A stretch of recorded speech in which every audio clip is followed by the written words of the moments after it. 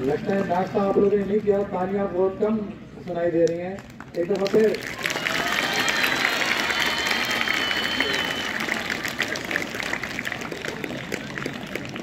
इसके बाद red house flag के साथ ही आए।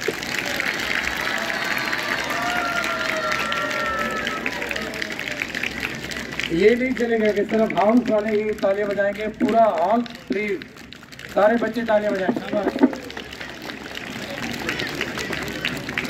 थोड़ा सा जोश दिलाएं बच्चों को। इसके बाद ग्रीन हाउस से दरखास्त की जाती है कि वो अपने फ्लैग के साथ, शाबाश,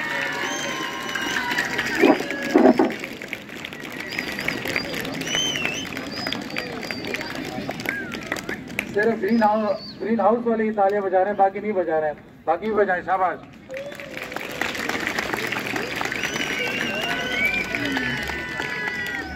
आपके तालियों में जोश ही आएगा प्लेयर को। अगर आप इस तरह टंडे होंगे तो फिर आप लोग एंजॉय नहीं करेंगे गेम को। इसके बाद ब्लू हाउस,